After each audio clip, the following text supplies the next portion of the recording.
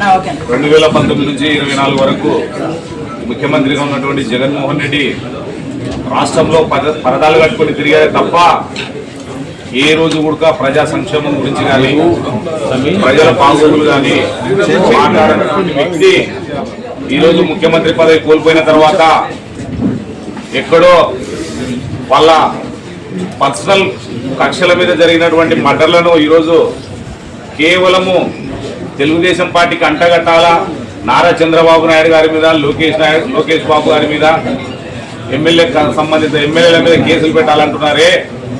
ఇదే జగన్మోహన్ రెడ్డి ఒక దళితుడైనటువంటి డాక్టర్ సుధాకర్ చంపినప్పుడు మరి ఆ ఎఫ్ఐఆర్లు నీ పేరు ఎందుకు చేర్చుకోలేదని చెప్పేసి ఈరోజు ప్రశ్నిస్తున్నాం. నీ పార్టీకి చెందినటువంటి ఎమ్మెల్సీ అనంతబాబు ఒక దళితుని చంపి డోర్ డెలివరీ చేసినప్పుడు మరి ఆ కేసులు ఎందుకు ఎఫ్ఐఆర్ చేసుకోలేదని చెప్పి ప్రశ్నిస్తున్నాం. అంటే 2 నాలుకల దొరలతో ఈరోజు నువ్వు మాట్లాడుతున్నావు.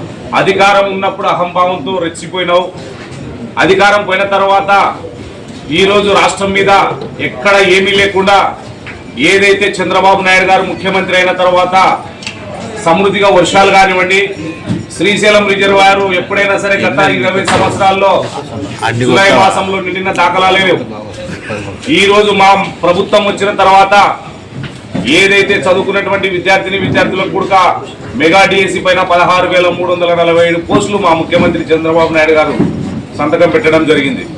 అలాగే ఏదైతే చంద్రబాబు నాయుడు గెలిస్తే పెన్షన్లు ఇంటికి ఇవ్వడు, 4,000 ఇచ్చేటువంటి పెన్షన్ ఇవ్వడు, కేవలము ఎన్నో ఆరోపణలు చేసి ఎలక్షన్లో గట్టెక్కాలనుకున్నావు. కానీ ప్రజలు నీకు ఏమి ఇచ్చినారు?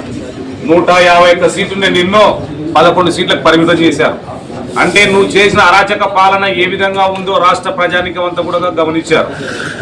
కాబట్టి ఈరోజు 11 సీట్లకు పరిమితమైన నువ్వు రాష్ట్రంలో ఎక్కడ ఏం మొహం పెట్టుకొని తిరగాలో తెలియక ఏదో కొన్ని జరగరాని సంఘటనలు చాలా బాధాకరమైనటువంటి విషయమే. ఎందుకంటే మా ముఖ్యమంత్రి గారు అసెంబ్లీ సాక్షిగా చెప్పారు, ఏదైనా సరే మనము అభివృద్ధి చేయాలి తప్ప వ్యక్తిగత కక్షలు కానివ్వండి, హత్యా రాజకీయాలను ప్రోత్సహించడం కానివ్వండి మంచిది కాదు సమాజానికి అని చెప్పేసి ఎంతో మందికి ఆ రోజు అసెంబ్లీ సాక్షిగా చంద్రబాబు నాయుడు గారు తెలపడం జరిగింది. మరి ఈరోజు చనిపోయినటువంటి వ్యక్తి ఒక జీవిత చరిత్ర తీసుకోండి. ఆ వ్యక్తి ఏ విధమైనటువంటి యాక్టివిటీలో తిరిగినాడో, కత్తి పట్టుకున్నవాడు కత్తికే బలైనట్లు వాళ్ళ వ్యక్తిగత కారణాల మీద వాళ్ళు ఇదైపోతుంటే ఈరోజు జగన్మోహన్ రెడ్డి దాన్ని రాజకీయం చేసి చంద్రబాబు నాయుడు గారి మీద అందరి మీద కేసులు కట్టాలంటారు. మీరు ఫస్ట్ జగన్మోహన్ రెడ్డి గారు ఎంతమంది దళితులను చంపావో ముందు దానిలో నీ పేరు పెట్టాలని చెప్పేసి మేము ఈ సందర్భంగా తెలియజేస్తున్నాం.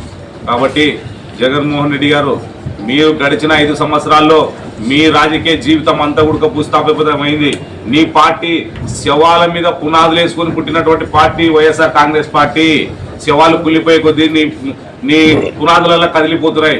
కాబట్టి నీ రాజకీయ పార్టీకి ఇక మనుగడ లేదు.